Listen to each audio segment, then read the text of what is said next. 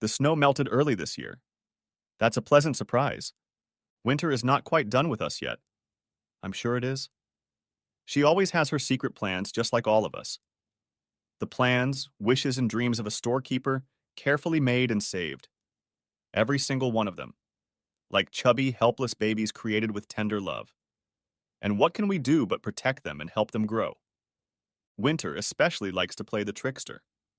Her plans are always a little more cunning and a little more evil than others. Even today, as the sun calls down and fresh birdsong drifts from every tree, a whispering cool breeze glides across every willy-nilly surface. It feels like a warning, as if there's more to come. Still, it's nice to see the greenery in anticipation of April showers. It lifts your spirits and makes you forget about the creaking in your joints.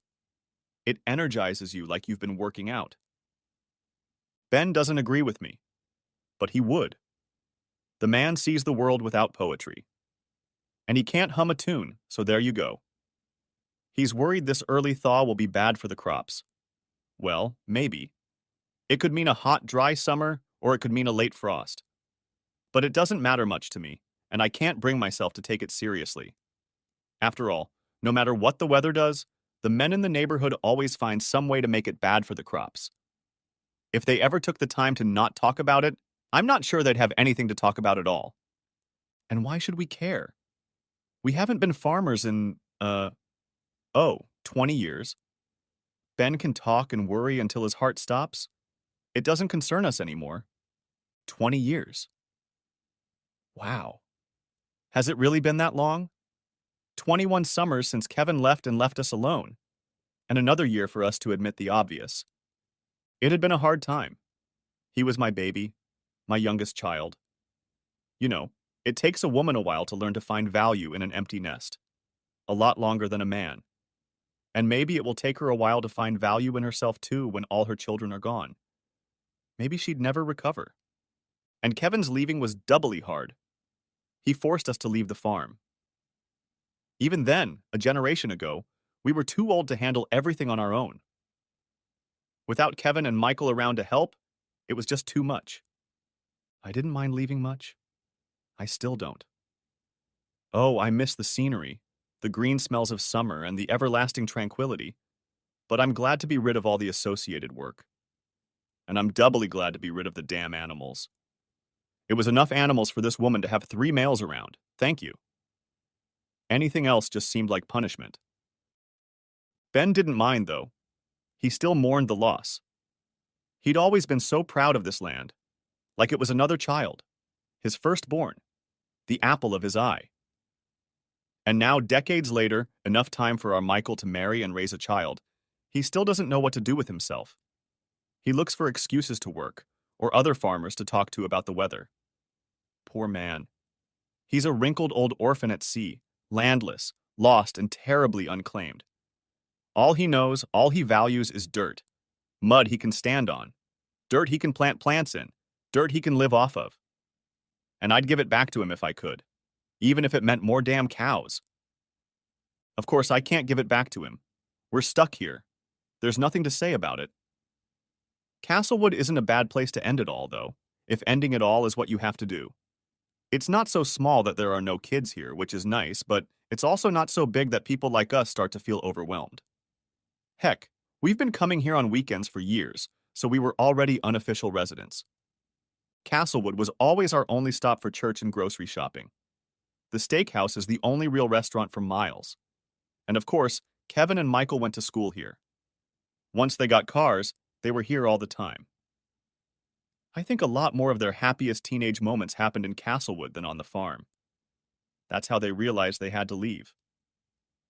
Ben used to stop by here a lot too, to meet friends at the bar when he was still drinking.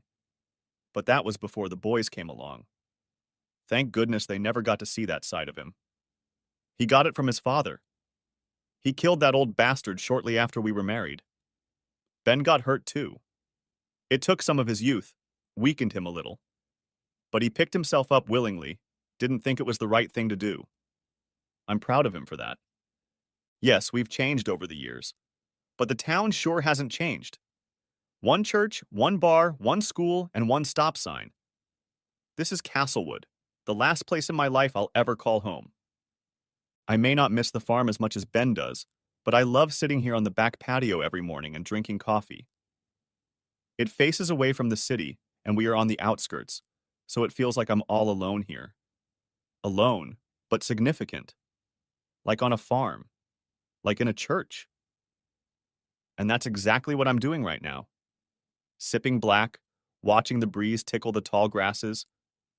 The only thing that gives away my little illusion is that damn stop sign. I don't even know why it's there. No one ever pays attention to it. Why would they? The amount of traffic we get in Castlewood on any given week is probably about the same as a regular dead-end alley. There are only a few people here, and most of them are transported residents or their spouses. The two-lane road that crosses the road into town, I honestly don't know anything about. It comes out of nowhere and disappears again. I almost never see passing cars when I'm here. But talk about these things and they show up. Adrian Burke's silver LaCrosse is just this minute cresting the hill on the other side of the stop sign, heading into town. I hold my coffee cup in my hand and watch him drive. Adrian's is a nice guy. He didn't grow up here, but his wife did. Laura Burke was born and raised in Dole, and a very pretty one at that. Her parents are good people, longtime locals. They are loved and respected. And so was Laura. She was a very popular girl. Pretty, really. When she left for college, a lot of the local boys took it pretty hard. You'd have laughed when you saw them. For weeks after she left, they just hung around the house like sullen children. Without their antics and conversations, the town had a quiet June. I think by the end of June, even the pastor and the sheriff were waiting for them to start misbehaving again. I shouldn't be so picky about the boys, though. It wasn't just them. Some of the older ones sulked a little too. But they never said anything. They just sat in groups, and when their wives passed by, complained about the lack of rain, it rained just fine, and we all knew what was really going on. Men. But Adrian suited her, and I'm glad they found each other. It's the kind of thing you can recognize. They just fit together. She found him in college, and that was the end of it. Now they live in Des Moines. It's a 3-hour drive from here, but they come to visit. Usually they come on holidays, because I don't think Adrian has a lot of family of his own. And sometimes on weekends. But today is Tuesday. I can't understand why they would show up on a Tuesday. And they're going really fast. Must be going 90, maybe more. It's very strange. I don't know if I've ever seen one of them speeding. Wow. I don't think they're even going to slow down for the intersection. Oh my God. I'm holding my breath. Stupid woman. No. I may be a stupid woman, but I'm worried. Something must be really bad. You see, most people around here don't pay attention to this sign. They treat it as a landmark or a welcome mat, nothing more. But Adrian Burke always slows down behind it. It doesn't matter that you can see for miles from the hill, or that there's no one else on the road. He always slows down. Hell, in the winter, he stops altogether. He likes to say it's a city feature. Rob Dunham jokes about it. You can always tell when Adrian is driving, he says, because he gives way to the headwind. And today he wants to race right through that intersection. It's like the devil himself is following. Is that a two-way truck too? Talk about rare. Jesus Christ, it's a semi. He's gonna... Adrian, J.B. Matthews. My heart goes out of rhythm, and I hit the brake. It doesn't matter. I never had a chance to stop. You can't just slow down a truck that big. I'm yanked sharply by my seatbelt, and it hurts, but just a little. It's not me in real danger. It's them, in LaCrosse. The little silver sedan folds up and collapses around my grill, looking like a paper toy. The sound is nauseatingly concussive. I keep braking, but God knows how many feet pass before we finally come to a stop. I can't breathe. I can only stare. LaCrosse is destroyed. My hands are shaking. Move, I tell myself. Move. But I can't bring myself to unbuckle my seatbelt or open the door. Move. I shouldn't be here. I'm not supposed to be anywhere near this place at all. I was supposed to get to some wind turbine field, 40 minutes ago now. Got lost on my last run before a 4-day break. This was supposed to be my weekend with the kids, and Michaela says that if I have to cancel the trip again, I might stop coming altogether. I don't make my own damn schedule. She knows that. And all I want out of this life is some time with my kids. To be a part of their growing up. To know them and be known. But no one cares about me. Not Michaela. Not her new husband. Not the court.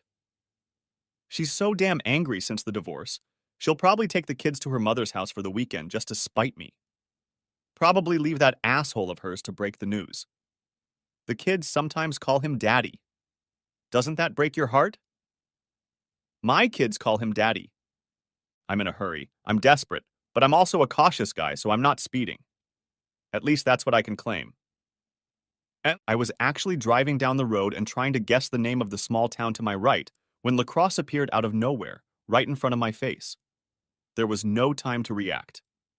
I punched him hard. My fingers finally fumbled for the seatbelt lock. I can't look inside the wrecked sedan, but stains of dark, foreboding blood splatter all over the crumpled hood. The silence amazes me. No screams or calls for help. My God, I've just killed a man. Ben Jones. The basement is dusty and damp, and cluttered. We've got 2 decades worth of junk in here. I can't get this woman to throw anything away. And on those rare occasions when she does agree to throw something out, I find some quiet excuse to leave it. If she notices, she doesn't say a word. And yet there are pile after pile lying around down here, providing a good life for insects. Most of them are really worth leaving behind. Honestly. But it raises a stink. Some people will disagree, call us hoarders or something. But there's always a reason to keep. Michael's old comic books, Kevin's tricycle, the tent we bought for the Wyoming trip, the one that broke the first night. We never used it after that, but here it is. These things are useless. These things are my life. I'm actually looking for an old vacuum cleaner right now. The new one's noisy and the roller won't spin. Thought I could use the old one to try to fix it. They're not the same model, but the same company. At least it will give me a purpose for the afternoon. Something to keep myself busy. But Rachel's scream gives its own purpose. I come running as fast as I can, but she's just standing on the porch with coffee on her jeans and her mouth closed. I reach out my hand, fearing she might burn herself. And then I see the ruins. Jesus Christ. Is this Adrian and Laura's Lacrosse? It's a wreck. It was almost flipped over. Are they in there? Oh my God, are they dead? The door to the cab of the truck opens, and a burly, middle-aged man falls out. Lands on his hands and knees, looking disoriented. He's probably hurt or just scared. He vomits on the concrete and then smears it with his hands, trying to get up. Don't people sometimes vomit after a head injury? I seem to remember reading something about that. I look back at Rachel. She's just shaking, eyes widened, probably in shock. Go get help, I tell her. I'll see how bad it is. She doesn't move, so I grab her arm and turn her around toward the house. Go! I yell and push her, hoping that if I'm strong enough, she'll reach it. It works. She whizzes past the screen and heads for the phone. I hope she didn't burn herself with coffee. It's a long way from the accident, and I'm already an old man. By the time I get there, the truck driver is bent over the Lacrosse, holding his hands out to the wreckage. He looks stunned. Some of the vomit is stuck in his beard, and there's blood on his forearms. I don't think it's his blood. He looks at me with a horrifying sense of guilt. I'm sorry, he says, and I doubt anyone in the history of this world has ever said anything more sincere. Are they alive? It's just one guy, he says. I think he is. I look over his shoulder and see Adrian Burke. The air comes out of me. He's dead, or dying. He must be. His head's all wrong. It's just, wrong, like the skull's been crushed. Eyes wide open but not moving, probably can't see anything. The left one is blurry and swelling rapidly. The face is mottled with oozing cuts from glass. Below the shoulders, everything seems to be fine. but who can tell? He begins to shake, and the truck driver's hands slip as he tries to hold him in place. Adrian's lips move, but I don't think he's trying to speak. It looks more like some kind of seizure. There's so much blood. I've always seen it on the farm, but it's different when it's an animal. You get to the point where you don't even notice it anymore. But it's a man, a good man, and he's dying right in front of me. Adrian, I say, and I wish I hadn't. It doesn't help anything, just makes it all the more true. He starts shaking harder, low guttural sounds coming out of him, and the truck driver tries to find an angle that will allow him to both restrain and support him. I pull myself as close to him as I can. Carefully, like the birth of a calf, I take Adrian's shattered head in my hands. I don't know what else to do but apply as gentle pressure as possible and hope that I manage to bind Adrian's fractured skull until help arrives. "I'm sorry," the truck driver says again. "And what do you say to that?" Rachel Jones. I might just slap myself. Stupid, stupid woman. And everyone wants to believe that they won't be useless in an emergency. But Ben had to yell at me to get me to move, and then I stood uselessly while the ambulance rushed from County Hospital and the men held Adrian in place. Worse, it wasn't until the paramedics showed up and were able to get Adrian into the car that I noticed half the town standing around gawking at us. I watched them stare at me, and then it finally dawns on me that Bill and Amanda Dole probably haven't been told anything. "Ben," I whisper. "They're not here. I don't think they know." I may not be thinking clearly, but he sure is. Meh! He hurries away without another word, and 20 minutes later the dolls are already in the car and driving out of town. Bill is driving, and Amanda is on her cell phone, chatting animatedly with someone. You've never seen paler, more frightened faces. I tell them to call me when they know more. Amanda says she will. I'm already making plans in my head to go out and join them. Bill stops to ask Ben a question about the route, and Amanda peers out the window a little to give me a hug. She's crying. But who doesn't cry? The townspeople don't gossip. They're quiet and respectful and mournful, but we're all so used to being quiet. People like us are incapable of understanding these things without talking. Rob Dunham's voice comes to me. "What the hell was Adrian doing in town on Tuesday?" he asks. "And where the hell is Laura?" Amanda Dool. It took us 3 hours to get to the hospital. 3 silent, unthinkable hours that whizzed past us at half speed and stretched like the highway we were driving on. So can anyone tell me how in heaven's name Bill and I managed to get there before the trauma helicopter? When the woman on the phone at Hamlin County Hospital told me that Adrian would be airlifted to Mercy Hospital in Des Moines, I figured he'd probably be there within the hour. I mean, what's the point of airlifting if it doesn't cut down on travel time? And here we are. It's been almost 4 hours since Bill Jones first knocked on our door, and he's still listed as en route. I'm told that when he arrives, he'll be taken directly to the trauma center and taken straight into surgery. The obese and bored bitch, well, that's just the way it is, at the nurse's station won't communicate anything more than that and won't explain to me why they can't get him in sooner. Well, she can quibble, but she can't stop me from insisting.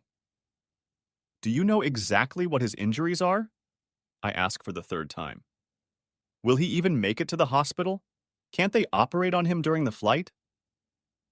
She throws me the look that teachers save for particularly troubled students and sighs.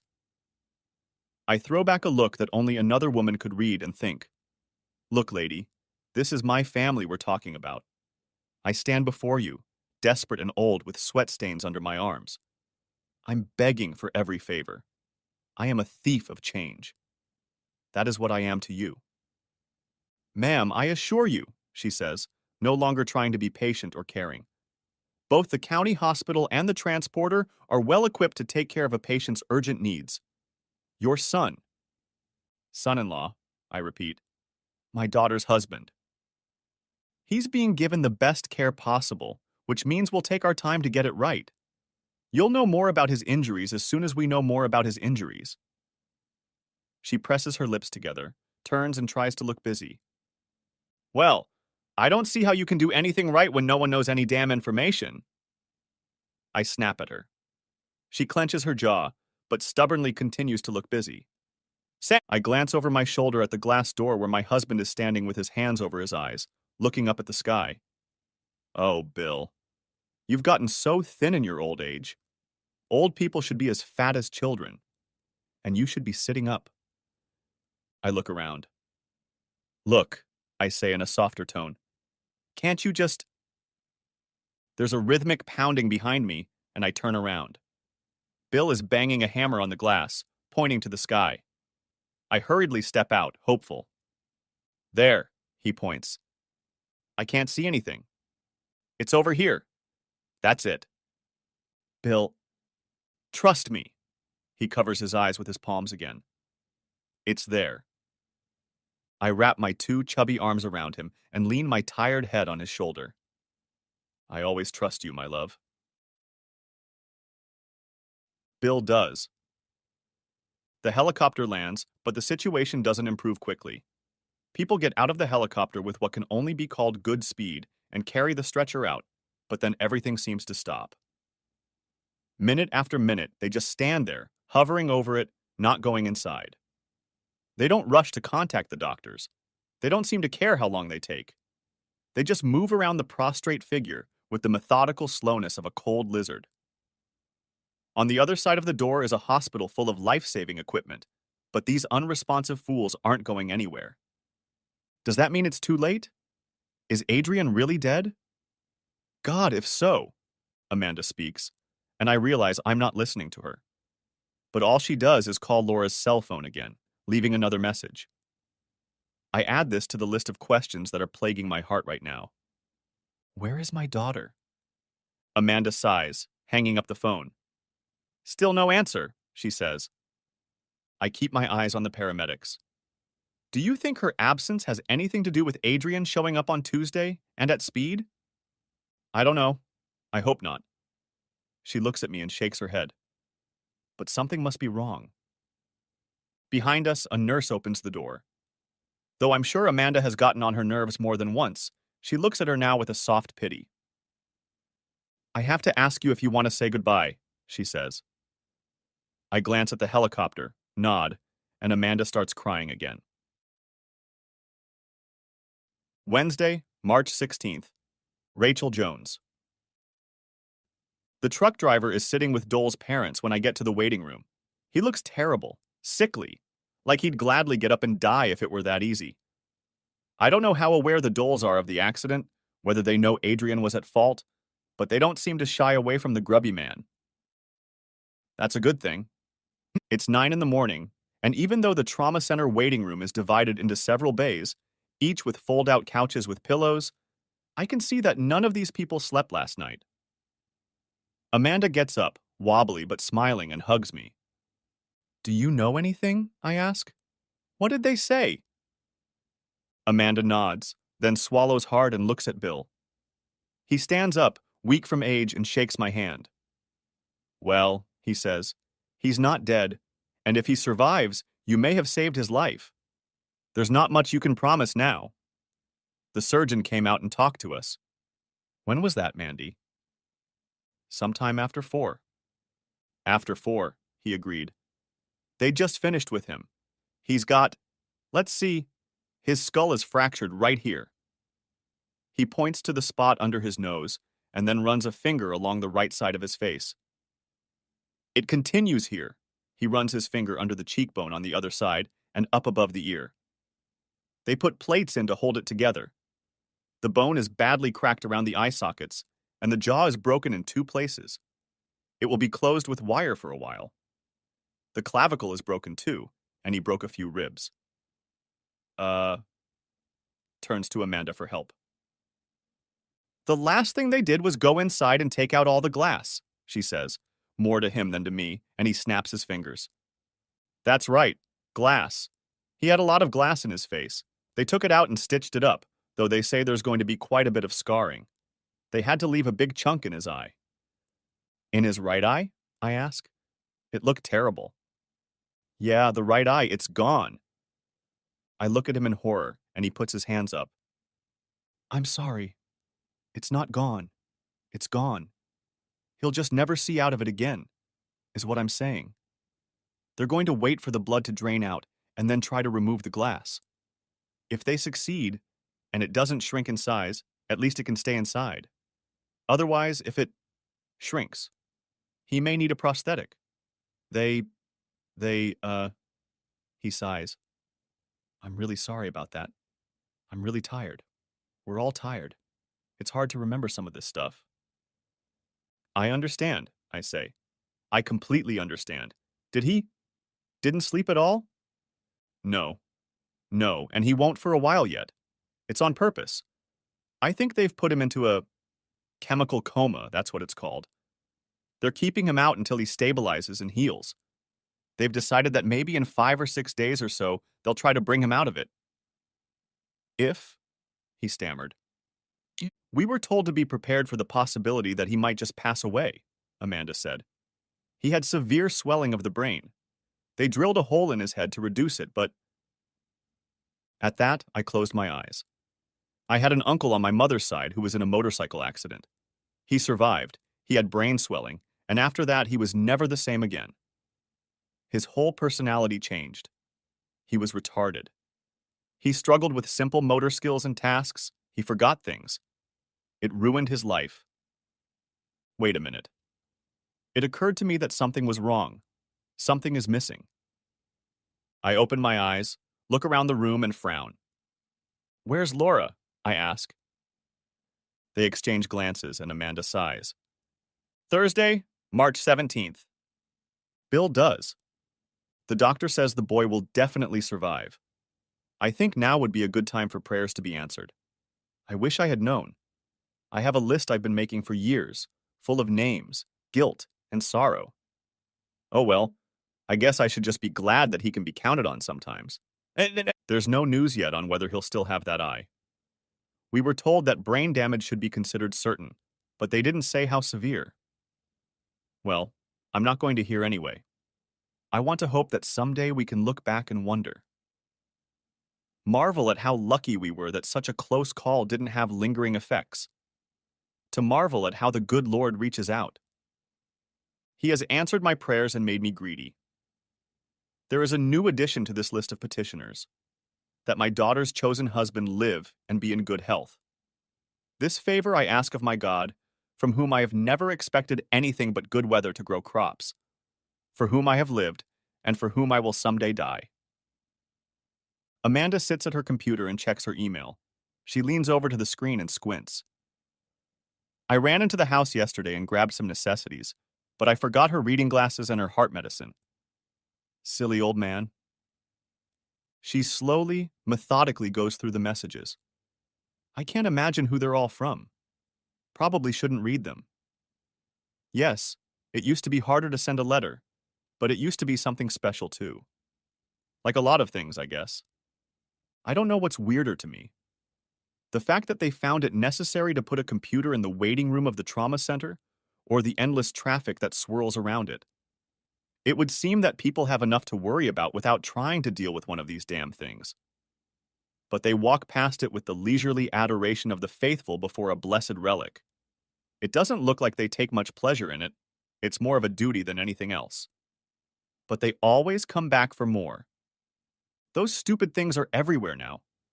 I think they're even used on farms for stuff. They use them to keep an eye on... Oh shit, who am I kidding? I don't know what they use them for. All I know is Wayne Youngblood's always grumbling when he comes to town. Here's a man who keeps up with the times, almost my age, and he speaks the same weird language as the newbies.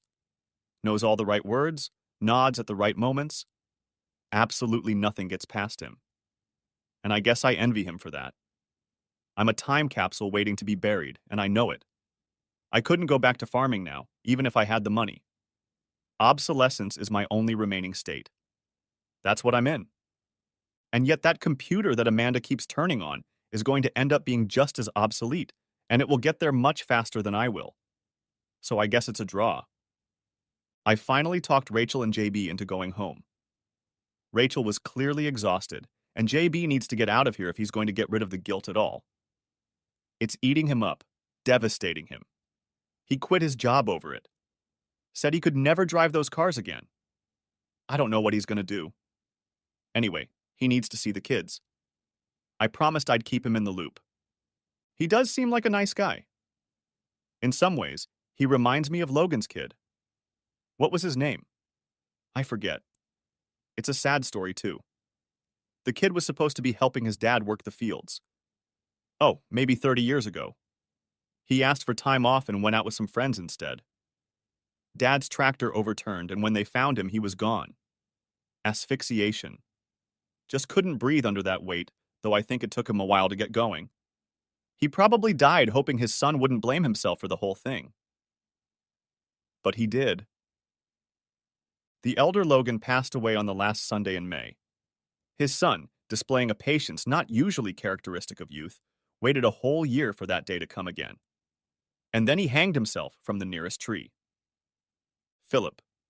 The boy's name was Philip. Terrible. Mrs. Logan is still around, but she's a quiet old bird. There was a daughter, too. I wonder what happened to her. Amanda gasps. I turn to her. She waves her hand and calls out to me. I don't have the strength to run, but I hurry. What's wrong? I ask. Is something wrong? Look, she says, pointing to the screen. It's a letter. It's from Laura. What does it say? Just read it. I start reading, leaning over her shoulder, and the world gets a little colder. Oh, Laura. Oh, no. Amanda Dole. What has my daughter done? We're going to be needed, Bill. Even more than I thought. Adrian will need us most of all. His whole life is in pieces. And Laura will need our support. Perhaps our understanding, or at least our forgiveness. And I'm not sure we have enough strength left to take care of either of them. Oh, Adrian. Is that why you ran away? Why did you come to us? Did you think there was something we could do? Some way to undo what's already happened? What are we going to do? Tell me, Bill. What will Adrian do? What's there left for him to do? We were hoping they could put him back together, and it turns out the biggest piece was ripped out before he even got in the car. My daughter pulled it right out of him. Laura, what are you going to do, honey? Your track record for decision-making is not the best right now. You selfish, stupid girl. Am I supposed to be angry with you? I am. Ashamed? Yeah. Disappointed? A little. But defensive? Sympathy and sadness? I feel it too. Is it wrong for me to want to hold you and help you through this nightmare you've created? To try to make it all go away so you can sleep peacefully when the sun disappears every night? It doesn't matter. None of this is within my power. And it should be. I can't even bring myself to answer my own questions. I ask and ask and ask and know nothing. I reread the letter again. Hi, Mom. I was wondering if you could do me a favor. I had to go to Florida for work. There have been some problems in our Tampa office, and I've been asked to take care of them. It should take a couple weeks. What a drag. I've been gone for 3 days, and I've called home several times, but Adrian doesn't answer or return my calls. Could you try to get in touch with him? I'm sure everything is fine, but all last week he's been kind of moody. When I tried to talk to him about it, he acted crazy. Things are pretty hectic around here, so I might not be able to check my phone or email for the next week or so. If you talk to Adrian, tell him my words about how much I love him. You know I love you too, Mom. Laura. Yes, Laura. I do. I know so much. I know that Principal Financial is having a hard time. These days, of course, everyone is having a hard time. But your employer's difficulties are perhaps a little more pronounced because they recently closed some of their offices on the East Coast. I'm aware of that. You see, when the largest employer in Des Moines, one of the largest in the state, is having such a hard time, word spreads. People discuss it to death. In this part of the country, the survival of a major company becomes life and death for everyone. And you'd be surprised how many people in and around Castlewood have a cousin, brother, or anyone else who works there. So I know that your company's Tampa office has actually been closed for months now. I also know that Victor Casey was back in town last week for his brother's birthday and was talking about a cruise he booked for himself and a woman he is dating. The cruise was leaving today from Tampa. He was meeting her at the airport Monday night, and they were going to spend a few days in Tampa before the cruise sailed. I know Victor Casey still wants you. In fact, he kept asking about you. Until about 6 months ago, Laura. He just stopped asking, and completely out of the blue, and up until now I just hoped that he had found someone else to desire. See, I know that what I told you when you were in high school remains true. No matter how you feel about Victor Casey, he's nothing but trouble. And he's cruel. He plays games and doesn't take responsibility for the outcome. He never loved you and he will always be unfaithful to you. Laura, sweetheart, I also know that adultery is a sin, and a terrible and cruel one at that. And so do you. Friday, March 25th. Amanda Duell. 10 days have passed since Adrian's accident split my world. Has it really been that long? It seems like an eternity has passed. I almost feel like I was born in this body exactly as I am now. A devastated, ugly old woman. The weight of motherhood is already upon me, hips flared. Divine hands have drawn wrinkles and varicose veins on it. The knuckles on bony fingers bulged. A tiresome sight, I'm sure. And I've probably lived my whole life right here in this very hospital. All I've ever done is go from the waiting room to Adrian's bedside and back again for centuries, with no end in sight. Other than needing to eat or pee, nothing changes. 10 days? Huh? Maybe 1,000. Maybe 100,000. But definitely not 10. And I'm not sure how much more I can take. I'm not cut out to be a martyr. I'm too selfish. Hurry up, Adrian. You have to wake up so we can start treatment. All of us. You need to stop hiding and come back into this world to deal with the problems you've been dealt. I know it must be scary. It's been 97 long hours since they started trying to bring you out of the coma. The saline drip that kept you energized has long since run out. The medication is out of your system and you're still unresponsive. It's not because they aren't trying to get you out. I flinch when they press the pen hard on your nails, pinching the sensitive spots until they hurt. But you don't show the slightest concern. You just lie there indifferently, quietly. They are talking to you, asking you all sorts of questions.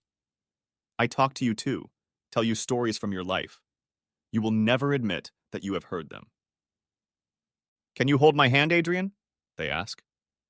Of course you can't. Do you remember how beautiful it was outside on your wedding day? I ask. Of course you don't remember. The night attendant tells me that it's not uncommon for patients in chemical comas to be slow to regain consciousness, especially after brain injuries. He says there's nothing to worry about. But even I can see that people here are getting nervous. Don't you kids know you can't fool an old woman? If I haven't been here forever, then my memories are real. I've given birth, raised children, and weathered storms. I am imprisoned in a man's world. So I know what this life is like. When I think about these things, I miss my husband. They'll keep me here, Bill. They'll keep me here forever. I know they will. They'll keep saying tomorrow and tomorrow and tomorrow until I get used to waiting for it to come and stop asking. Until I accept that it will never happen. Come and save me. I know you can. I wish you could stay. No, it's not fair. I won't blame you for leaving me. I had to make you come home to take care of business. It doesn't mean that I wanted it or that you wanted it. It just had to be done. We couldn't both stay here forever, locked in our pain and ignoring the outside world. And you're coming back for me. You'll come back tonight and you'll stay for the weekend. You will never leave your love. Not like Laura, our daughter. I have late-night conversations with her to keep me company, the ones she never answers. The endless emails and voicemail messages, each one depositing into the bank account of my running out of patience, and not a word from her in return. In fact, now is exactly that time. Time to dial the number and hope for the best. I walk out into the waiting room and turn on my cell phone. Are you ready, Laura? Will you answer it tonight? Surely your trip is over by now. So where are you? Sitting at home, nervously thinking about your absent husband, afraid of what I might think of you if you ask me about him? Do you think he has abandoned you? Have you listened to my messages? Read my letters? No, you couldn't.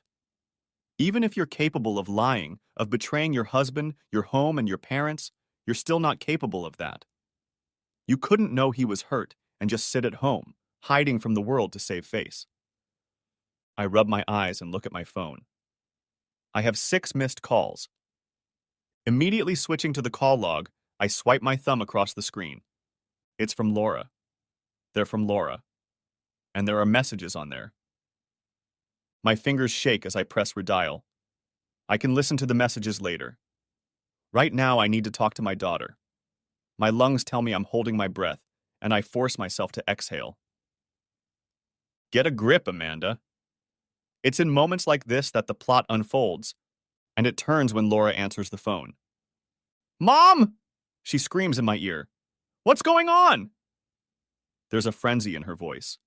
Lost. It's easy to sympathize, to forget what brought her to this point. But I can't. Laura, darling, you have to listen to me. Adrian has been... He's awake already? He knows that I... Laura's voice trails off. Of course he does. Of course she would have known by now. If she'd read a single letter or listened to a single voicemail, she'd have gone through them all by now. Oh, my little baby, what are you up against now? He didn't wake up. He's been put into an induced coma, but they're having trouble bringing him out of it. Where are you now? I'm on the highway. I'm driving as fast as I can. Don't, honey. We're not going anywhere, and I won't survive if you get hurt too. Mommy. She doesn't say anything else, but I can hear her crying. I'm so sorry, baby, I tell her. And I think I mean it. You don't know, she says. You don't know what I did. And then she hangs up before I can tell her I know. I dial my home phone number. Bill answers, his voice tired. All this stress and traveling and loneliness is taking a toll on his health. And the next few days aren't helping matters. Bill. I don't even try to restrain myself from screaming. I talk to Laura. She's back and she knows everything. She knows about the accident. She's coming here right now. A sigh breaks out. I'm on my way, he says simply. And then the line cuts off. Saturday, March 26th. Bill Duel. The two of them hang together like vines helping each other up the barn wall, intertwining and nodding. They cry, as women usually do. Lots of noise, a few words, but nothing that makes any sense. All the sobbing and stuff gives me a headache, but I know enough to stay calm. Laura looks devastated. What the hell is going on? I saw a doctor on TV once, a psychiatrist or psychologist or whatever it was, talking about men and women. She was a sight to behold. Here's this ripped, fiery-looking lady telling a female audience that men are afraid of women's anger and jealous of women's strength. And all these fat women just shook their heads like they'd been blown away by the wind. Told them what they wanted to hear. A woman talking to women about what men think and feel. What a joke. At least when men talk to each other about women, it's just an admission that we can't understand them. There is wisdom in admitting you don't understand. Women, on the other hand, think they know everything. Anyway, I've never been afraid of angry or crying women. Yes, it makes you tired, all that noise and tears, but it doesn't scare you. But 2 crying women, that's too much. Shit. It's just unpleasant. Honestly, I'd rather be in church. Looks like they both want to take the blame for all this. Well, they can both have it as far as I'm concerned. I've just about given up tolerating and sympathizing with anyone not named Adrian here. All this sobbing and trying to measure my guilt isn't going to help this boy one bit. In fact, it's going to hurt. If he ever wakes up, God willing, the last thing he'll need is a couple of women so immersed in their own feelings that they spend more time talking about themselves than caring about him. Bill, Amanda finally says through her tears and snot, could you get us some Kleenex? I raise my eyebrows. Run an errand while you go on and on and on? Well, that's about right, isn't it? No, I say. She throws me the look that women like to throw at men. William, please, we're a mess in here. Well, geez, you should probably stop crying then. Daddy? Laura at least had the sense to look timid. Maybe it was just technique. Each of them had chosen their weapons based on a lifetime of experience. But their attacks are nothing new, and I'm ready. Bill! Amanda says my name as if it's a warning. Look, I know you have your hands full. Laura, I'm sure you feel more than awful. I think you should be, and so do I. Though I don't know why. But if you two don't put the past behind you, stop all the heartwarming stories and tears and start making plans for tomorrow, it won't matter if Adrian wakes up or not. Amanda frowned. How can you say that? Because it's true. He's going to need a strong support system when he comes to, if he does, and he's not going to get it if all you can do is go on and on about your damn business. Make no mistake, that's exactly what's happening here.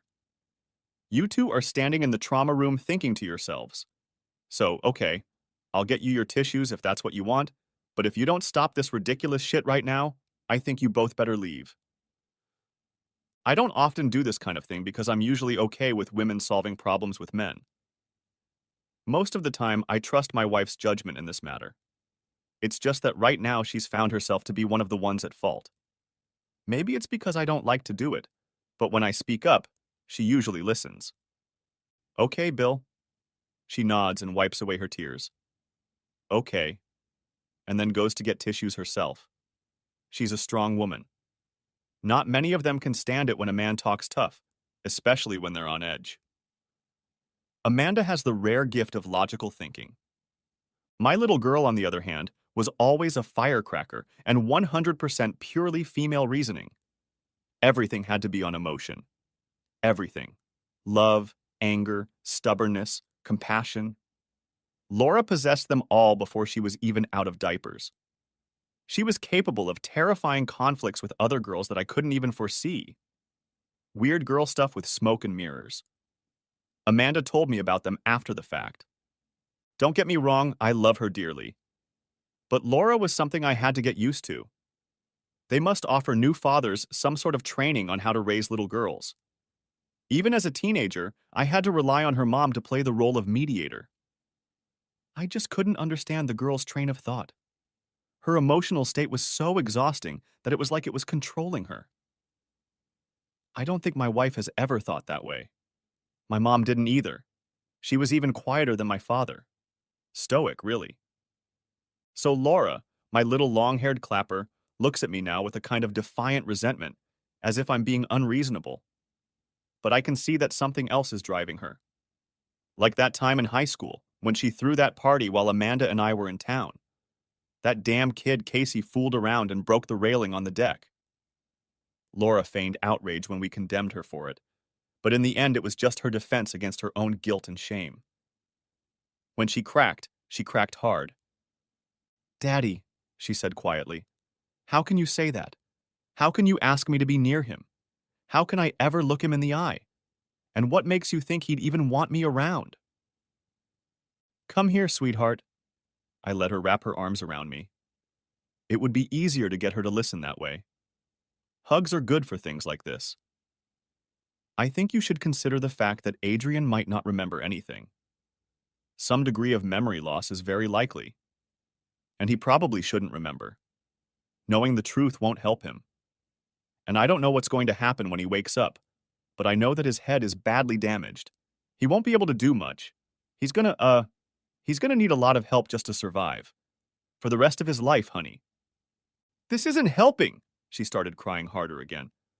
I feel so awful. See, that's exactly what I was talking about. I know you feel awful.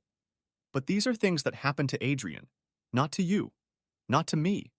He's family, and he's going to need us in ways we can't even imagine yet. I take her by the shoulders and pull back, looking her straight in the eye. Did you want a divorce, Laura? Were you going to leave him when the time came? What? She stared at him. No. I love Adrian. I can't help but shake my head in disgust. Pointing out the contradiction between her words and actions doesn't do anything to help me. If you tell him the whole truth about what you did, he'll probably want to get rid of you. And who can blame him for that? I certainly wouldn't. But he'll also be in pain, and pain is something he doesn't need to burden himself with. It hurts me too, Daddy. It's tearing me apart, and who cares? She gasps at my words. I understand. I've never cussed like that in front of her, and today I really had my hands full. Yes, you were hurt, but you're the reason it hurt. You lit a fire in this whole mess, and you don't have to pretend you didn't. But you're missing the real problem in all this. Tell me, Laura, if you take your shame out on this man, tell him almost everything, and he throws you out of his house, who's going to take care of him then? Dad. It's the rest of his life, Laura. The rest of his life. She sobs heavily, but it's okay. Maybe this is the end. How can I live with this? How can I live with this every day? She asks. Damn it. How can you not live? Amanda returns, but she has enough sense to stay away. She looks like she's washed her face. She opens her mouth to speak, but I wave her away. What if he knows? Asks Laura. What if he remembers? Kid, no matter how much his head hurts, he'll be lucky if he remembers his name. And so will we. She just shakes her head. Daddy, she says, I think he came for your help. I think he knew. Just remember what I said, honey. We have to do what's right for him now. If he doesn't remember, then so be it. Amanda Dole. Bill keeps trying to get through to Laura, to get her to give up her guilt in the name of protecting Adrian, but he's only wasting his time. Oh, my love, you want so badly to find a way out of this situation. I know you do. But you're just a man, and men are born to work. Functional, useful, maybe even necessary, they keep this world alive. But they don't understand it. And they don't understand women. They just can't. Right now, what you don't understand is working against you. You don't understand what it means to not know what you want. Not really. Men love goals and accomplishment, so even when they're unsure of themselves, they still look for signs of success. You don't know what it's like to want two completely different things with equal and unrelenting vigor. How a woman feels when she's happy with a man like Adrian Burke, but is drawn to another man, like Laura is drawn to that jerk Victor Casey. I doubt you understand how a woman sees a man either. So you see none of the reasons why you can't get through to your daughter. She's terrified and full of guilt right now, yes. And she just went through the shock of almost losing the man she built a life with. The man she loves. But that doesn't mean she doesn't feel the pull anymore. It means she's even more confused and lost. And somewhere inside her is the thought that spending the rest of her life being punished for a momentary slip-up is too much. It will grow, digging into her emotional core like fingers in the sand. It will point out to her that her growing unhappiness has to do with Adrian, not Victor. It will tell her what she wants to believe. It will tell her that Adrian is better off without her. It will tell her that the accident doesn't really have that much to do with her affair, that it wasn't her fault, and that someday her parents will understand why she had to leave her invalid husband. And it won't be long. A woman in emotional turmoil is a weapon against herself. It will act faster than you can imagine. What's more, it'll start leaning in and telling her these things. Right, now. Part 2. Sunday, March 27th. Laura Burke. He's awake. Oh God, he's awake.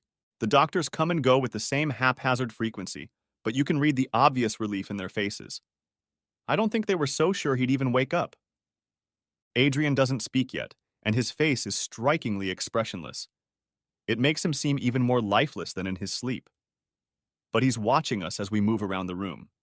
His pupils follow every movement, especially mine. He keeps looking at me, almost passively. I can't stand it. What is he thinking about? What is he remembering? I feel like I'm being evaluated or scrutinized every second I'm in this room, but he doesn't even frown or smiles. Oh God. What if he doesn't even remember who I am? The doctor says it's too early to tell. His awareness is minimal right now, but growing rapidly, like a drawn-out version of a person who wakes up after sleeping too long.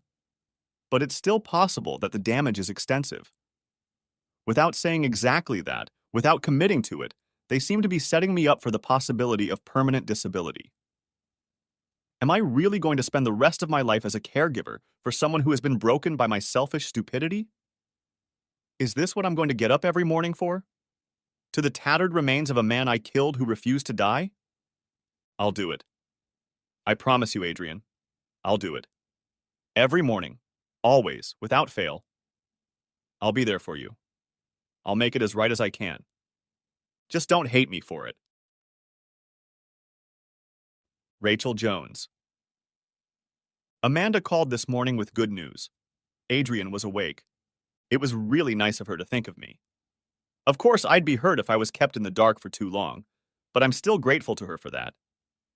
They don't know what state his mind is in, and they still can't make a decision about his eye. It's still too clouded with blood. But they are going to make one decision or the other in a few days when he is able to regain consciousness. It's kind of weird to put a time frame on things like this. Ben says it just means they want to get their decision to the insurance company as soon as possible so they can start sorting out the payout. Maybe he's right. Everyone downstairs is busy gossiping about what he may or may not remember, what he may or may not know. I think he keeps looking at Laura, scaring her with his stare.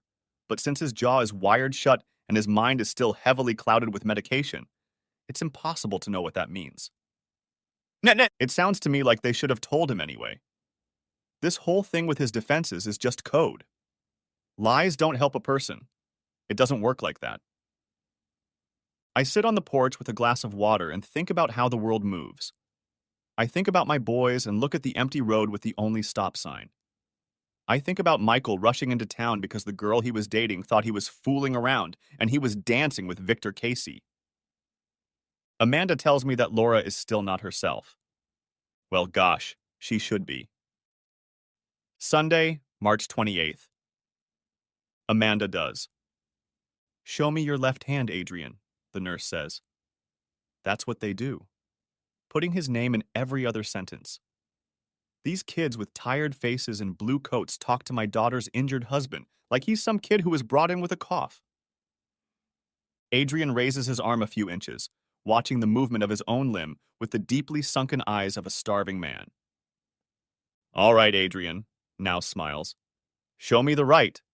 He does. Excellent. We're making real progress here. I'm very impressed. I'll check on you later. Okay, Adrian? He smiles at me as he leaves the room. I guess that should be a lot more encouraging than it is. Each new day brings its own positives. They even think Adrian will be able to keep his right eye now. It will be uselessly blind and will likely always be watery and red. But still, it's his own eye, not a prosthetic one. And his kidneys were unaffected by the strong antibiotic they were giving him. I didn't even remember hearing about this possibility, and I almost fought with the doctor about it. However, Bill assures me that it was mentioned as a possibility at some point. I accept his words like a river accepts water, but I still don't remember. Too much is said out loud and not enough is written down, is what I think. How am I supposed to keep track of it all? Are they so afraid of lawsuits that they are hesitant to even diagnose? The neurosurgeon is the only one who seems pessimistic. He constantly talks about the unique needs of people with brain damage, how they may experience swings in emotion or periods of irrationality. Changes in memory and behavior are likely. I can see Laura just falling apart every time he comes in. I'm surprised she's not sprawled out in her chair. Well, that idiot can say whatever he wants. He doesn't know Adrian Burke. This man is going to surprise them all. He has to. I worry a lot about the future in a way I haven't in a long time. It's a hell of an experience. At my age, you'd like to think you've earned the privilege of relaxing. To have that word doesn't mean so much. The future. It should be so unimportant. I thought I'd seen all my worst problems come and go. Even the things I worry about. Cancer or Bill's heart. don't seem so terrible now that we've survived the hills. Now that I feel so heavy and tired all the time. Now that I'm old. May these pains be forgotten and the Lord take me home. But now? It's hard, isn't it? I want my daughter to be happy. Admittedly, I hope she will suffer minimal punishment for her actions, despite how angry I am. And I won't feel any guilt. But Adrian is family too. He didn't deserve anything like this, and I cringe when I think about what she put him through. I can't understand it. It's like finding out your child is a violent criminal. They can lay out the evidence right in front of your eyes, but they can't make you see it. They can't make it real. Adrian falls asleep again. His eyelids droop, and he doesn't fight them. It doesn't take much to exhaust him now. The nurse smiles at me across the bed, body and silent machines, then leaves. I reach out and touch my brother-in-law's cheek and allow myself to feel a slight pity. I hope you never find out what was done to you. I hope you never remember how badly she let you down. How she ran away. How she ran away into the arms of another man. And I hope that if you find out, you will be a good enough person to forgive my daughter for those sins. I hope I can too. Wednesday, May 5th. 54 days after the accident. Adrian Burke. I thought I would feel weird sitting in the car. I thought I'd be scared or desperate, like I have to get out before it's too late. But I don't feel any of those things. I'm just sad. I thought it would help me remember something. The doctor said it could happen, that it might trigger some memories. But it didn't do anything for me.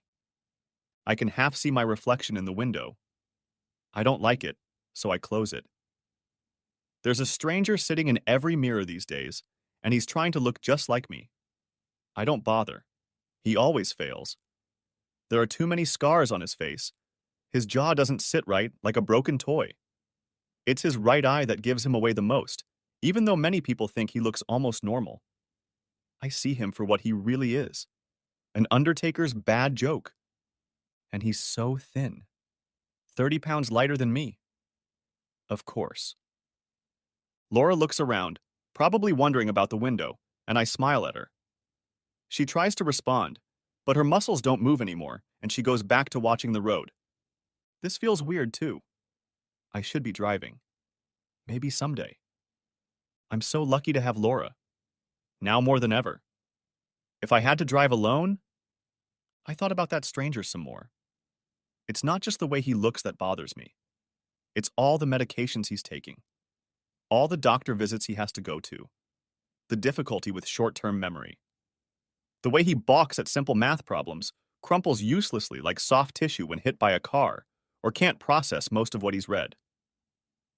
This son of a bitch has no place pretending to be me. Not Adrian Burke. I'm a financial consultant, for crying out loud, and an avid science fiction nerd. My entire existence is tied up in things he can't do. I shake my head. The wind blows pleasantly against my face. It feels like time is rushing past me, speeding up with each passing second. Like I'll be old and dead in an instant. Laura's birthday was Tuesday. I asked her parents if that was why I was going to Castlewood. Maybe we were going to surprise her. They kind of said it was a possibility, but without certainty. Well, Amanda said it was a possibility. Bill always looks at her with tension in his eyes and won't answer any of my questions. He looks really exhausted. I guess the two of them have had a hard time too. Anyway, Amanda claims that we discussed the idea, but nothing was definitely decided. It's not like I came all this way without some kind of certainty. Oh well. Surprise, Laura. I hope you like it. He looks like the man you married, only uglier, stupider, and more broken. Happy birthday. There's no gift check enclosed. I raise my hand and run my fingertips over my scars. I'm so sorry, honey. I asked Laura about that weekend too. She wasn't traveling with me, so where was she? I'm trying to find some piece of the puzzle to make the rest of the story clearer. You know how it is. But she said she was called into work, and I kind of memorized it anyway, so that doesn't help. She looks at me again. I'm going to turn on the air conditioning, she says. I nod and roll down the window. After a while, I close the vent directed at me. The air from the car might be cooler, but it doesn't give me the feeling that the breeze does. I look out the window again. The stranger is still there. I wish him harm and terror and smile. He smiles too, like it's funny. Like he wishes the same for me. It's too late, I say. What? Asks Laura. Nothing, just stupidity. She's silent for a moment. I'm glad you're finally coming home, she says for the 10th time. Isn't it great, Adrian? To get out of this place? I nod. The stranger does too. I just hope you still think I'm worthy of staying. I try to make a joke with my voice, but she flinches. Look, I tell her, it's okay. I know I look different. I know that I'm going to have some weaknesses. But we have to be able to talk about all of this. We can't just ignore it. Be honest with me when you can. I promise to do the same. And sometimes, honey, you just have to let me make a little joke about it. Okay, she cries. She grabs my hand and holds it. I love you so much. I love you too. As long as I have you, I'm lucky. We fall into silence again, and I begin to test my eyesight and information processing speed, testing how many words on billboards I can read before they go by. After a few miles of trying, my max is 1. Damn. What am I going to do with my life now? One of the billboards depicts a baby, and the sight of it pierces me to the core. A baby, I whispered. We were having a conversation about a baby. Laura gasps, and her eyes widen. What? Her hands grip the steering wheel. Sometime before the accident, I brought up the fact that we were having a baby. You. It went on like a blur. I remember we didn't decide to do it in the end. But I don't remember why. Do you? Do you remember that? She frowns, hesitating to answer for a long moment. I remember, she says quietly. What exactly was said? Anything that might explain what I was doing? Not exactly, no. We just agreed that the time wasn't right yet. I've been spending so much time at work, and you wanted more time to prepare financially, so... I look at the stranger, and he shakes his head. For once, I agree with him. This story doesn't feel right to me. But without my memories, what can I know, after all? How did I act? I ask her. Was I upset? Disappointed? She shakes her head, looking more confident now. You didn't seem bothered by it. Like I said, we agreed that we needed to wait a little longer. I try to visualize this conversation, and I'm having none of it. There is a vague sense that the conversation was not what she says it was, that it wasn't pleasant for me. But that's it. That doesn't mean she's lying. Hell, maybe I hid my disappointment from her to spare her feelings, or to avoid a fight. I guess it's possible. I think it was a mistake, I tell her. We shouldn't have waited. She's silent for a moment. Why do you say that? She asks in a thin voice. Because if there was a baby at home who needed us, there's hardly anything that would make me run to your parents' house like that. Not a birthday party, not anger, nothing. I would have stayed home, I wouldn't have gotten hurt, and I wouldn't have had to rally all the royal troops again. I'd be in one piece, and I'd be a good father. What kind of father could I hope to be? I'm surprised at how quickly the tears come. I can't be anyone's father now. She snorts and runs her hand over her face. Adrian? She seems ready to say something, but she misfires and shakes her head. Hey, I tell her. I'm sorry. I didn't mean to. I love you, she says quietly. I'm really, really sorry this happened. I love you too, more than you'll ever know. I look at the stranger, but he's only sad. And it's not your fault.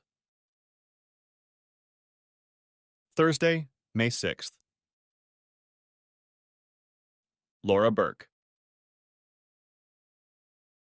24 hours have passed, with the rest of my life ahead of me.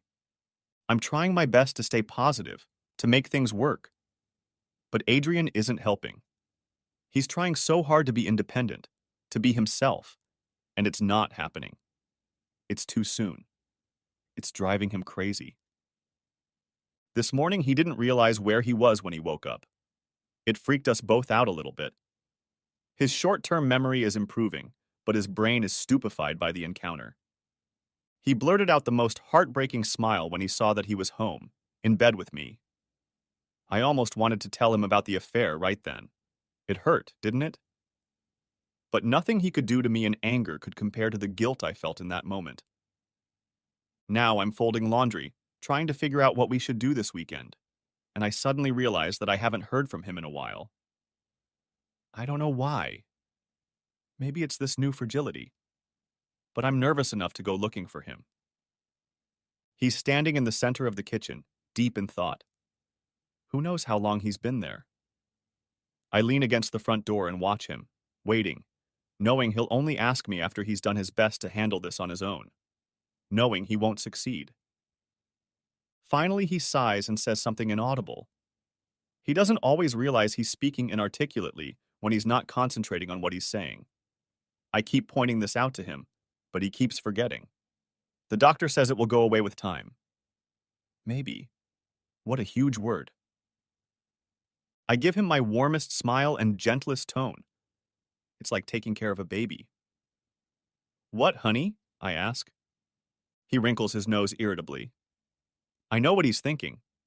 It's bad enough he has to ask at all. I'm sure it's driving him crazy to have to repeat the question. Where do we keep the milk? He says slowly. In the refrigerator, honey.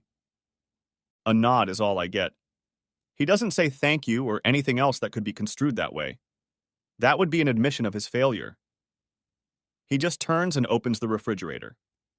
The milk is in plain sight, but it still takes him a few moments to find it. I turn and walk down the hall.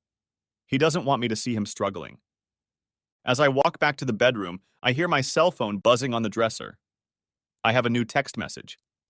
I start to pick it up, but then I see the screen and freeze. It's from Victor.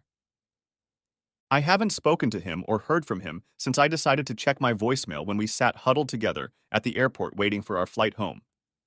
That moment felt like a greater betrayal than all the closeness, the lust, the emotional attraction I'd allowed to fester. I sat huddled against my lover when I finally learned that my husband had crashed. I thought about that name for a moment, Victor, then deleting the message without reading it. I'm not going anywhere, Adrian. Not anywhere. End of part 1. Part the second of may be coming out in 12 hours. Write in the comments if you're waiting for it. Also give a like under this video and subscribe to my channel. I hope you enjoyed this video. Alright, everyone's presentations are done. Nick, the manager, said as he tried to move the discussion forward. Excuse me, I haven't. I recently found out something. Nick interrupted me and began to speak. There's apparently someone in this department who didn't graduate high school and is just a part-timer. Meetings should be for employees only. Absolutely right. His lackey, Mike, of course, agreed with Nick. I'm leaving. After leaving the meeting room, I started to shut down my computer. I noticed that an email had arrived, not in my personal inbox, but in the company's shared email. Thinking, there's no point in speaking up, no one will listen, I went home quietly. The next day, I heard a commotion from Nick's desk. He was staring at his computer screen, his face pale. Nick? Is something wrong? Mike looked at the screen with him. And he turned even paler than Nick. Why is he so angry? Knowing the reason for Mike's distress, I thought to myself, serves them right. My name is Adam. My mother passed away when I was in the 9th grade, and I was raised by my father. Well, you could hardly call it being raised.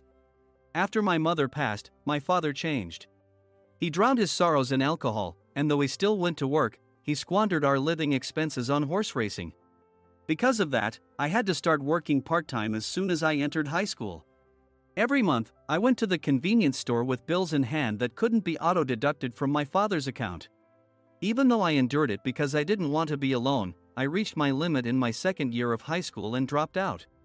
I found a live-in job at a distant inn. Thank you for everything. The day I left home, my father, still staring at the TV, spoke. Take care. That was our last conversation. Back then, 18 wasn't the age of majority, so I needed my father's permission to work, and I couldn't hide my place of employment. Yet, my father never visited me even once. I kept working just to survive, and before I knew it, I was 42. Years of hard work paid off, and I was transferred to the headquarters. I was thrilled to be recognized by the company, as I thought I'd be working in the field until retirement due to my lack of formal education. Listen up. Our work can change the future of our employees. Don't drag us down. On my first day after the transfer, Nick, dressed in an expensive suit, spoke sternly. There was a reason for this. Our inn was located in a prominent tourist destination, known so well that everyone in the state could sing its commercial jingle. At its peak, we had 5 locations within the state. But that was long ago. Due to financial difficulties and aging facilities, only the place where I had worked for many years and the original establishment remained. I was prepared to lose my job anytime, but now there was a glimmer of hope. With the rise of social media, the tourist area where the inn was located started gaining attention again. Depending on how hard the sales department, where I was transferred, worked, we could either thrive or be forced to give up this prime location to the new hotel chains continuously popping up. For Nick, who had switched careers from another industry to strengthen our sales, this was a battle he couldn't afford to lose. I understood why he had to be strict. I will do my best. Nick sneered at my enthusiastic declaration. Did you not hear what I said? I'm sorry. I thought I was listening carefully.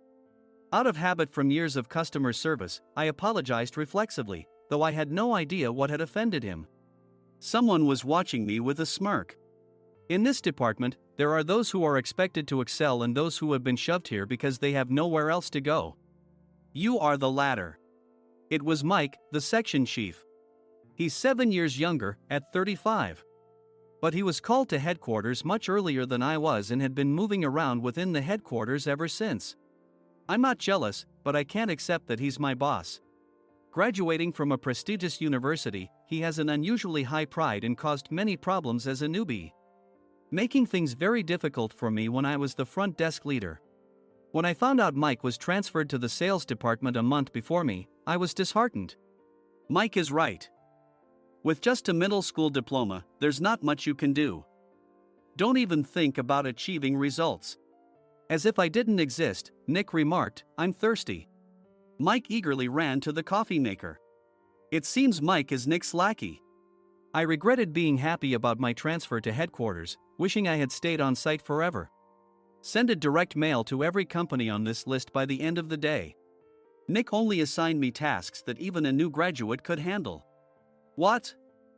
There are over 1,000 companies. You want me to send to all of them by today?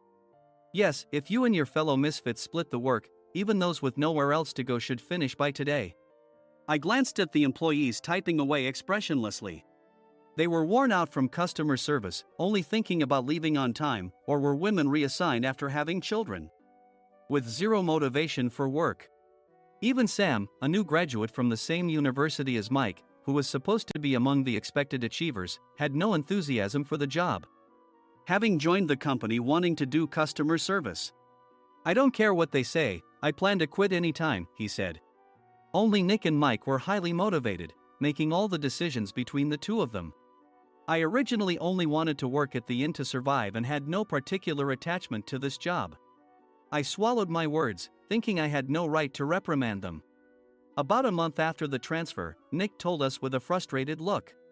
To commemorate the 50th anniversary, we've decided to create a plan exclusive for one group per day. Originally, Mike and I were supposed to come up with it, but our president, Mr. Thompson, insists on hearing everyone's opinions. So, you all get a chance. As Nick explained, Mike began handing out prints. Make sure not to embarrass Nick. If your ideas are half-baked, you'll have to redo them. It seemed that they had printed his handwritten notes by Mr. Thompson, which included several questions and a section for free responses. It made sense why Nick had to seek our input, given that all responses had to be submitted to Mr. Thompson. We were given a week to think about it, and a meeting was scheduled to compile our ideas. My plan is to let guests enjoy both the old and modern America. Nick began the presentations. Guests would watch a master confectioner at a nearby traditional sweet shop make sweets in front of them. The welcome drink would be premium tea in a bottle. Nick's plan was certainly attractive. After his presentation, Nick called on us to present in the order we were seated. Just as I stood up for my turn. "All right, everyone's presentations are done." "Excuse me, I haven't. I recently found out something." Nick interrupted me. "There's someone in this department who didn't graduate high school and is just a part-timer." He was likely talking about me. I joined the company as a part-timer and was made a full-time employee when I turned 20. That was 20 years ago, so Nick and Mike probably had no chance to know until recently. Meetings should be for employees only. Absolutely right. After that, Nick kept creating opportunities to solicit everyone's opinions, purposefully excluding me from speaking. The meeting unexpectedly heated up and went past the scheduled end time. A few people asked to leave, and the discussion continued with the remaining few. "Still here?" Normally, you'd leave in that situation. Though I had no attachment to the job initially, hearing kind words from customers made me want to make them happier. For someone like me, with nowhere to go, the inn was my home and customer service was my life. I felt pathetic about my current self. "I'm leaving." I left the conference room and started shutting down my computer. I noticed an email had arrived, not in my personal inbox, but in the company's shared email. Thinking no one would listen to what I had to say anyway, I quietly went home. The next day, while preparing the DM as instructed, I heard a commotion from Nick's desk. In his haste to stand up, he hit his knee on the desk. He stared at his computer screen, his face pale. "Nick? What's wrong?" Mike, thinking he should be the first to rush over, approached Nick while still wearing his coat. He peered at the screen with Nick. And he turned even paler than Nick. Why is he so angry? Who is responsible for this company? Nick, more irritated than ever, asked, and Mike answered without checking. "Probably Sam." Sam wasn't there because he was attending a morning training session for new hires. Nick gave up on getting angry and returned his gaze to the screen. They were looking at an email that arrived right after the end of the working day yesterday. Apparently, no one, including me, had checked it before leaving. The email was from a large company that used us for their annual employee trips. The president and executives of that company also frequently used our services personally. President of the company, Mr. Mason himself, had declared that neither he nor his company would ever use our services again. Well, some companies cancel their employee trips or stop using our services due to financial struggles. Let's just move on. Mike kept wiping the sweat from his forehead with a handkerchief. Knowing why Mike was so agitated, I quietly watched their interaction. "Do you know how much revenue we get from that company? We can find other guests to fill the rooms, but we'll lose the banquet costs, gift shop revenue, rental car fees, and more. Moreover, the gifts were supposed to be prepared by the traditional confectionery shop involved in Nick's proposed plan. If it's known that we incurred such a huge loss at this critical time, Nick's position in the company would be jeopardized." Nick took a deep breath, seemingly trying to calm himself. "All right, Mike. Go to New York right now and apologize to Mr. Mason." "What? You're coming with me, right? I have urgent work to do." "I trust you, which is why I'm entrusting this to you." "Please." Mike, believing Nick's sincerity, agreed with a determined look on his face, saying, "Yes. That's Nick for you." Even if Mike went to apologize, Nick would shift all the blame onto him if the client didn't change their mind. Well, it was Mike's fault to begin with, so it served him right. About 3 hours later, Sam answered a call from somewhere and repeatedly apologized, saying, "I'm very sorry." Everyone watched to see what was happening. After ending the call, he informed Nick with a weary tone. When Mike arrived at the client's company, he only made things worse, further infuriating Mr. Mason.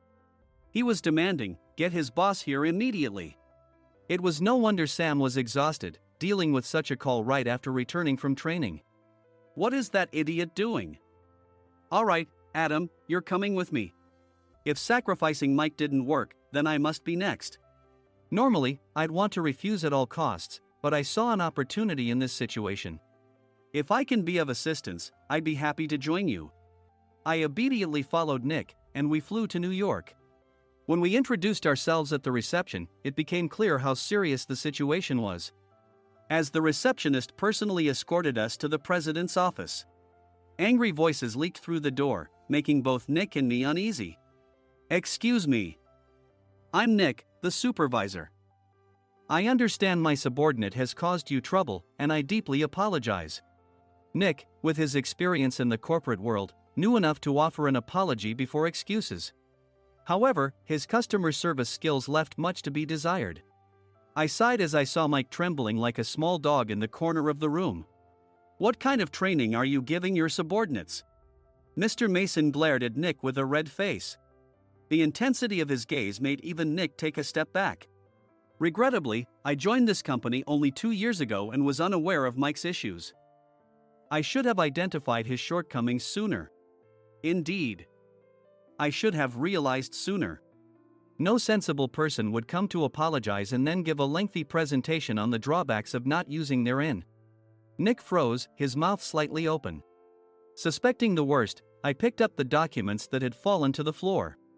It seemed Mike hastily prepared these documents on the plane, listing the disadvantages. Disadvantage 1: if you change the venue for the company trip, employees might suspect it's for cost-cutting reasons, leading to a negative impression. Reading it aloud half-jokingly, Nick snatched the papers from my hand and checked the contents with a furious expression. Among the stack of documents was a receipt from a nearby convenience store's copy machine. I felt a pang of dread, hoping he hadn't shown the receipt as well. What do you think he said when I asked what kind of nerve he had to do this? I'm very sorry." Faced with the dire situation, Nick must have thought there was nothing left to do but apologize. In a voice smaller than I'd ever heard from him, he uttered words of apology. He said, "I'm a Harvard graduate. I don't believe I said anything wrong." "Mike, what have you done?" Forgetting his plan to pin the blame on Mike, Nick yelled loudly, even in front of Mr. Mason. "I didn't do anything wrong." "You're still saying that? Look at him." Mike pointed at me with a shaking hand. "I was assigned to headquarters in my 20s and now I'm a section chief. This guy only made it to headquarters at 42. Everything I've done proves I was right. So why are we losing the contract?" Having said his piece, Mike collapsed to the floor. "Of course. You were sent there because you had nowhere else to go." Mike never expected to hear such words from someone he looked down upon. He lunged at me, and Nick hurriedly stepped in to stop him. "Mr. Thompson told me Mike is a quick thinker, and to take good care of him." There's no way he was pushed aside. "Don't make things worse here." "He didn't say quick thinker, he said only quick-witted, didn't he?" I don't remember that part." I recalled the many troubles Mike caused when he was a newbie. When Mike was on the front line, his pride was so high that he never apologized to customers. Customer service, especially in our job, doesn't work alone. It brings both good and bad situations. If the front staff or housekeepers made mistakes, or the cleaning company didn't properly clean a room, one had to apologize to the customers regardless of personal fault. Mike, in such situations, would never apologize, insisting he wasn't at fault. This often angered customers, and as the front desk leader, I frequently had to apologize on his behalf. He caused complaints and disrupted operations, which is why he was quickly moved to headquarters. In departments where he didn't interact directly with customers, his quick thinking was beneficial and things went well. But it seemed his flaws were starting to show. Corporate reservations are supposed to be entered into the system by the sales representative. But a quick check yesterday revealed that more than 10 items were missing from the client's reservation. The handover document clearly stated what needed to be prepared. Why didn't you enter it into the system? Why do we have to give them special treatment? Filling rooms near the banquet hall, setting up all the food in advance. Specifying the brand of wine, they're too demanding. No wonder he always angered customers, I thought, feeling a headache coming on. Grouping them in rooms near the banquet hall is for our benefit too. It makes it easier for the staff to set up beds and serve breakfast since everyone's schedule is synchronized. As for the other requests, Mr. Mason suggested them to lighten our load. I didn't know that. Nick finally seemed to realize that Mike was the one who had angered the client. What did you say to them? I just told them we wouldn't give them special treatment anymore. We shouldn't waste effort on things that don't bring in money. I was utterly exasperated at his lack of understanding of customer service. Of course, we shouldn't comply with unreasonable demands. But carrying over successful practices from past stays makes customers feel remembered and enhances their experience. Good memories encourage repeat visits. That's part of our job. I looked down at Mike, who was sitting on the floor. In our job, nothing is a waste. Mr. Thompson likely moved you to the sales department, hoping you'd finally understand this. How do you think he feels now that you've failed to meet his expectations? Mike, tears in his eyes, fled the president's office. I was amazed he still hadn't apologized. You have it tough, Adam. It's okay, we're all employees of the same company. I deeply apologize for this disrespectful incident. Especially after all the care you've shown us. If it weren't for you, Adam, I really would have stopped staying here. When I heard you were moving to the sales department, I was willing to reconsider if you handled it. Seeing us talk so amicably, Nick's face contorted. Do you two know each other? Adam's service is excellent. I always requested him specifically. Normally, we don't accept specific staff requests, but we made an exception for Mr. Mason, adjusting my shifts accordingly. He had personally stayed at our hotel just before my transfer, and during casual conversation, I mentioned, I'm moving to the sales department soon. If I hadn't told him then, things could have been much worse. Please continue to take care of us. I look forward to it.